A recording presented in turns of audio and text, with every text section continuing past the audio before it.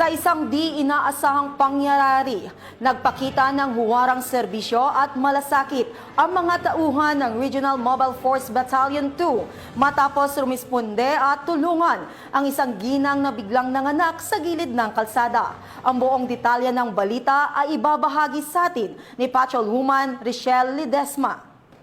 Muling makita ng deviating may malasakit ang mga tauhan ng San Luis Forward Operating Base 2 2nd Maneuver Company, Regional Mobile Force Battalion 2 matapos ang isang ginang na nanganak sa gitna ng checkpoint sa Barangay San Luis, Tuaw, Cagayan noong ika-28 ng Oktubre taong kasalukuyan. Habang nagsasagawa ng checkpoint operation, ang mga kapulisan ng nabanggit na unit, isang kulong-kulong tricycle ang huminto sa checkpoint. Nalulan si Ginang Natalie Z. Cabunag, 21 anyos, residente ng nasabing barangay, kasama ang kanyang asawa na si Ginoong Daniel R. Bumatay, 26 na anyos. Habang nakikipag-usap ang mga kapulisan sa mag-asawa ay bigla na lamang ininda ni Ginang Cabunag ang matinding pananakit at nagsimulang manganak.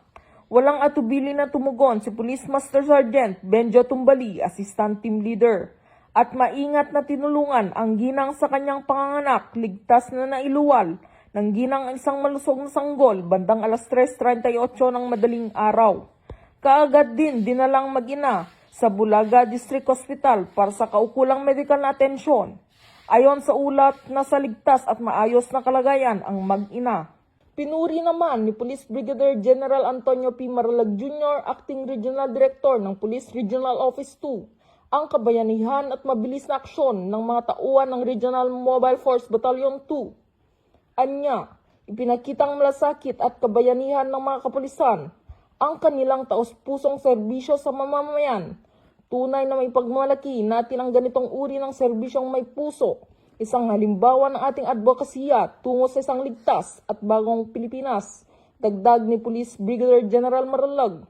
Ang insidenteng ito ay sumasalamin sa bagong PNP na may serbisyong mabilis, tapat at nararamdaman tungo sa ligtas na bagong Pilipinas. Dito sa Lambak ng Cagayan, ako ang inyong PNN correspondent, Patrolwoman Ledesma, alagad ng batas, taga-taguyod ng Balitang Pulis.